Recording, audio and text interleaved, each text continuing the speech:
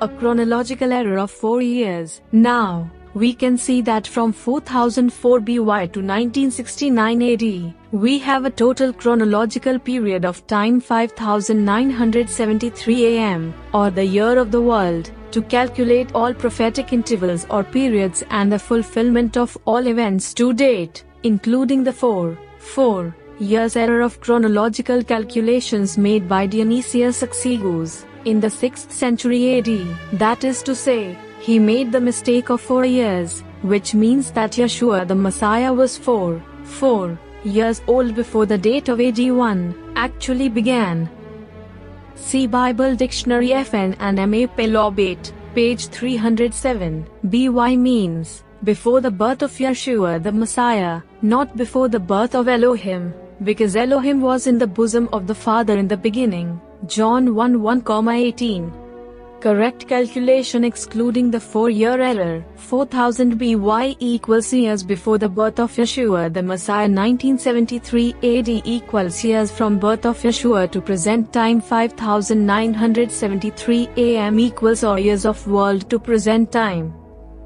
The 4 years error, 4004 BY equals as calculated by Dionysius Exiguus 1969 AD equals should be 1973 AD, or 1969 plus 4 years error. 5973 AM equals or years of world, or to present time, 1969. A chronological error of 33 years. There is also another chronological error in the calculation of time in the closing of the Post-Diluvian age, and the opening of the present age.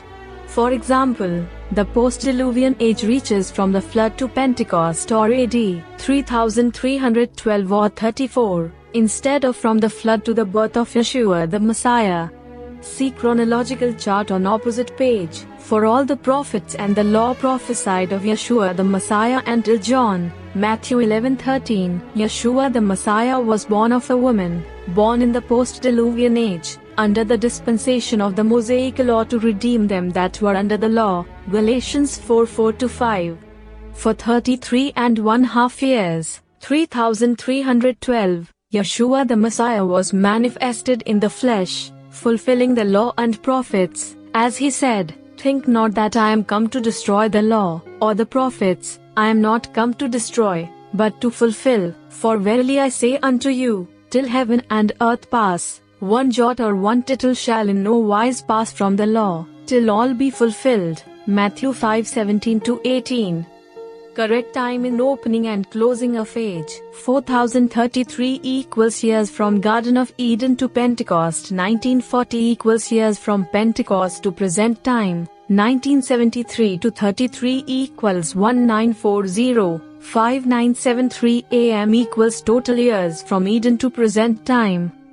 The 33 years error, 4000 equals years to birth of Yeshua the Messiah. 1973 equals years from birth of Yeshua to present time. 5973 equals total years or the AM, year of the world. 1973 years equals from birth of Yeshua to present time. 1969 plus 4 equals 1973. 33 years equals total lifespan of Yeshua the Messiah. 1940 years equals correct time from Pentecost to present time. 1969. See chart on dispensations and ages on opposite page. The correct calculation of time consisting of the Ante-Diluvian age, Post-Diluvian age and present age. 1656 equals years from Garden of Eden to flood. 2377 equals years from the flood to Pentecost. 1940 equals years from Pentecost to present time. 5973 equals total years from Eden to present time. 1969 plus 4 equals 1973. How to calculate prophetic time, to the law and to the testimony. If they speak not according to this word, it is because there is no light in them. Isaiah 8:20.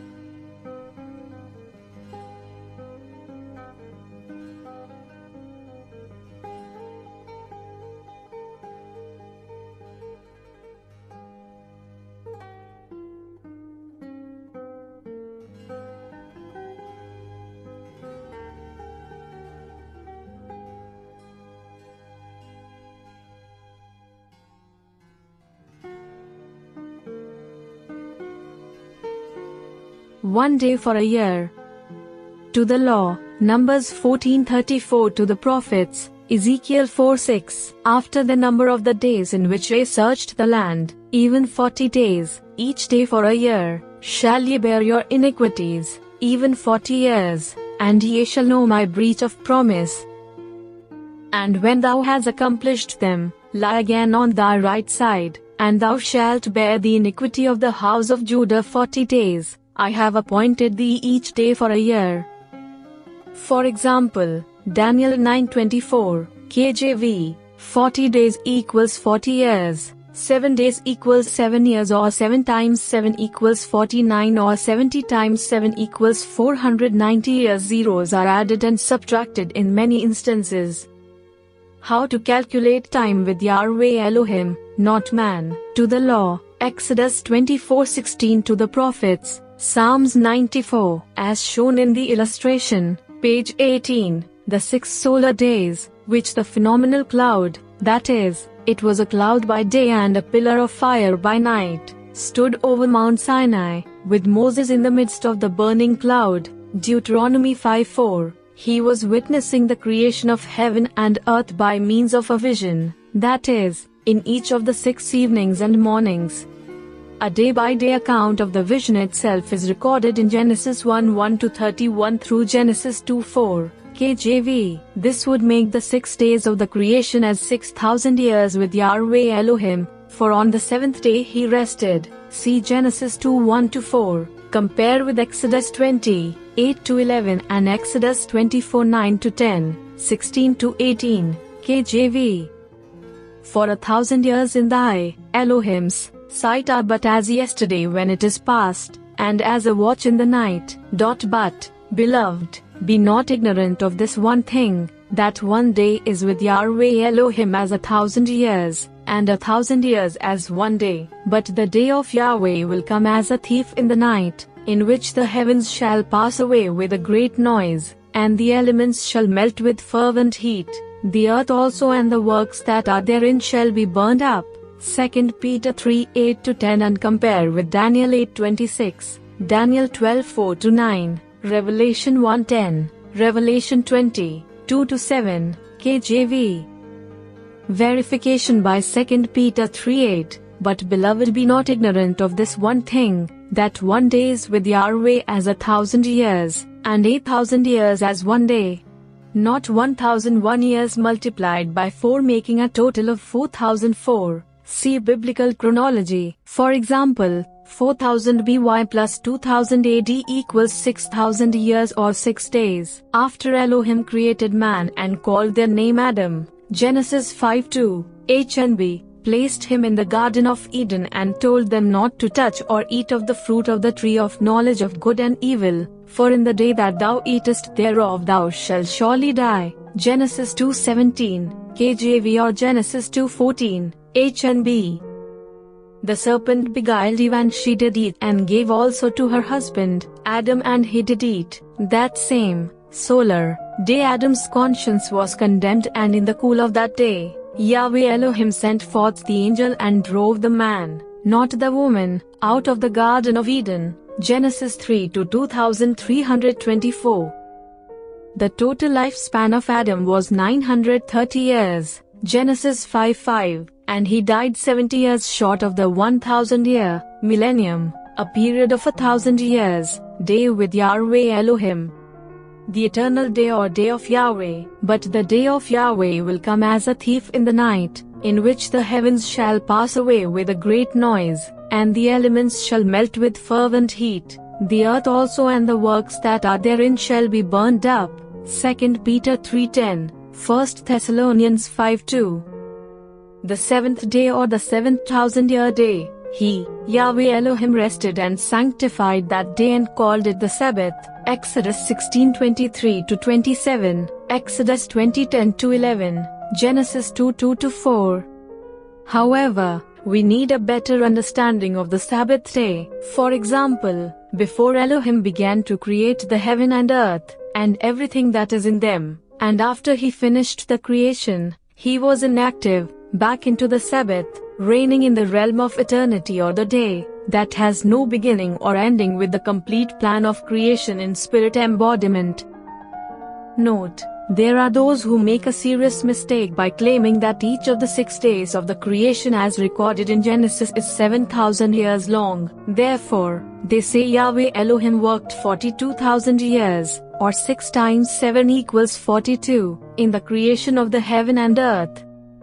Whereas, the seventh day or Sabbath day, being equally as long or was 7,000 years long, thus by adding the 7,000-year Sabbath day to the 6 days of the creation, would account for a total of 49,000 years, or 7 times 7 equals 49. There is no scriptural authority for multiplying each day of the creation and the Sabbath day by 7. It is assumed by those that make this error that the day, singular, mentioned in Genesis 2:1, HNB, Genesis 2:4, KJV, which reads as follows: "These are the origins of the heavens and of the earth when they were created, in the day that Elohim made the earth and heavens," is 49,000 years long, but this refers to an eternal day or a day which has no beginning or ending, or in other words, Elohim created the heavens and earth in the realm of eternity and there continued to abide in the realm of eternity. For example, the 1,000 years as one day with Elohim and not 7,000 years to equal one day is seen here with the man, Adam. The comparison of the sacred and civil calendar. See page 103, the Jewish year being strictly lunar, and the day of the new moon common to the preceding and succeeding month. The correspondences with our month vary in different years, according to the intercalation. Generally speaking, the months on the following page, to the Jewish months are to be taken with 10 days, or less, of the preceding month, but sometimes the overrunning is the other way. For example, according to the present calendar of the Jews, the 1st of Nisan fell on March 21st in 1882, but on April 8th in 1883. Note: the Jewish year contains 354 days, or 12 lunations of the moon, but in a cycle of 19 years an intercalary month, Vyadhar, is 7 times introduced to render the average length of the year nearly correct. Hence, this accounts for a difference of 243 years between the civil AM, year of the world, and the sacred year, or 5,973 AM minus 5,730 AM, sacred year as of 1969 AD. The past and present dispensational peril of the so-called Jew, to the so-called physical Israelite, Hebrew, or Jew, Yeshudhi. The majority of these people today dogmatically insist and earnestly contend that there is but one, monotheistic, Yahweh, which we entirely agree is true, and his name, which is not commonly known by the Gentiles, or Christendom, is Yahweh. The following illustrations, next 3 pages, taken from the book published by Life magazine, entitled, "The World's Great Religions," we can readily see why the Jew rejects the name Jesus Christ, which is derived from the Hindu, idol sun god, Krishna. The ancient Hindus worshipped the sun as a visible representative of the invisible god called Kris. In their religion, Krishna was a personification of the sun. Furthermore, many of the Jews today do not believe, even as they did not believe over 1900 years ago, that Yeshua the Messiah, the true physical Son of Yahweh, has already come. Elsewhere shown in this book is the proof of his visitation, proving by the scriptures his fulfillment of the law and the prophets, Matthew 5:17-18. For the Jew not to recognize this visitation is a very serious mistake, for the very writings which he declares were Yahweh's gift.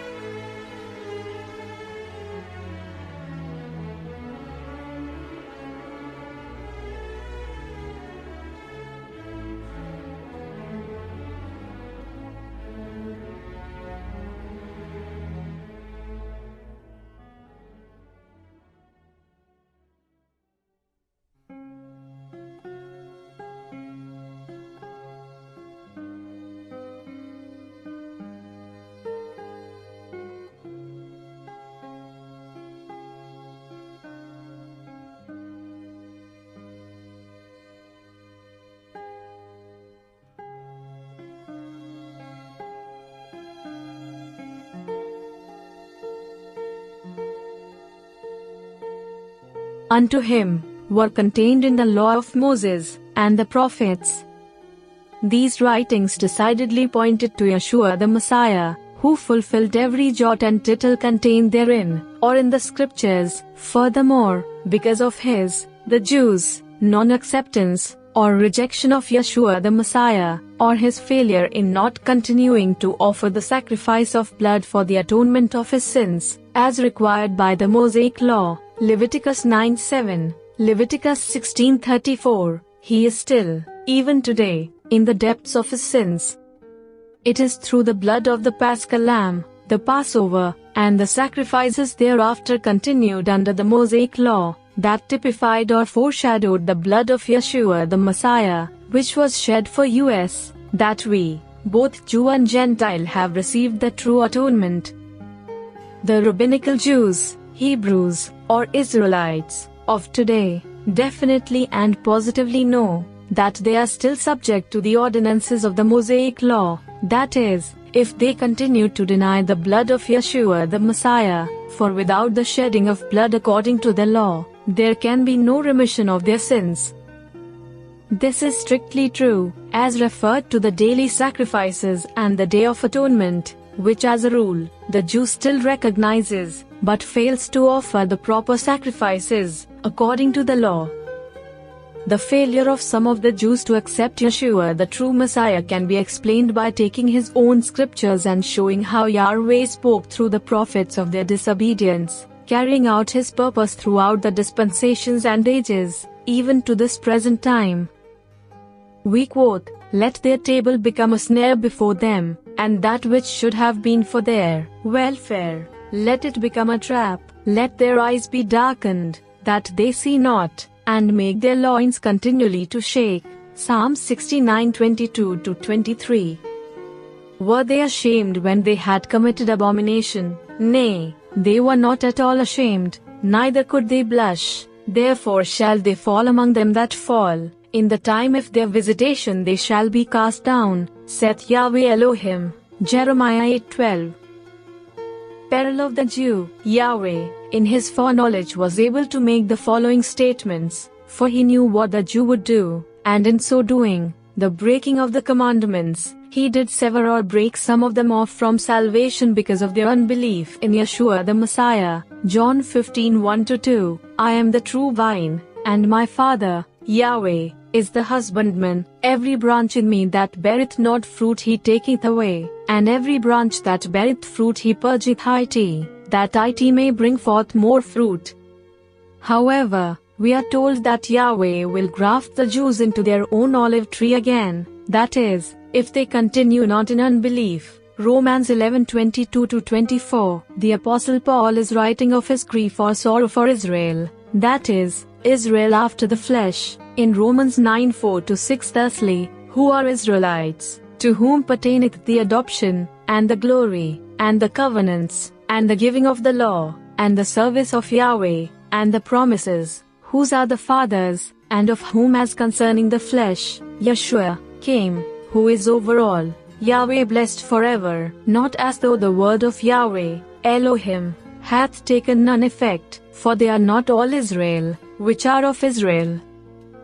Paul speaking to the Gentiles, concerning the Jews that were broken off, and of the Gentiles that were grafted in, said in Romans 11:24-27, For if thou, the Gentiles, wert cut out of the olive tree which is wild by nature, and wert grafted contrary to nature into a good olive tree, how much more shall these, the Jews, which be the natural branches, be grafted into their own olive tree? For I would not, brethren, that ye should be ignorant of this mystery, lest ye should be wise in your own conceits, that blindness in part is happened to Israel, until the fullness of the Gentiles be come in, and so all Israel shall be saved. As it is written, There shall come out of Zion the deliverer, and shall turn away wickedness from Jacob, for this is my covenant unto them, when I shall take away their sins. The fullness of the Gentiles did come in, according to the promise in AD 40, with Cornelius and his household in Caesarea, or when they first began to receive the Holy Spirit, Acts 10th, 11th and 15th chapters.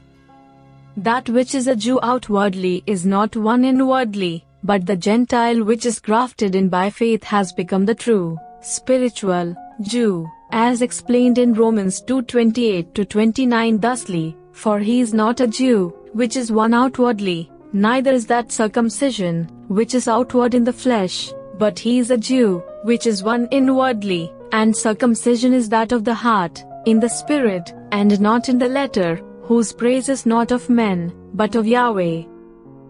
Until the fullness of the Gentiles be come in, Romans 11:25, is not to be confused with the times of the Gentiles be fulfilled, Luke 21:24, because the times of the Gentiles began in 604 BY, when Nebuchadnezzar began to rule the world, and will not be fulfilled or ended until Yeshua the Messiah appears again the second time, without sin unto salvation to judge the world in righteousness, and then all Israel will be saved. Acts 10:42, 2 Timothy 4:1-8, 1 Thessalonians 4:16-17.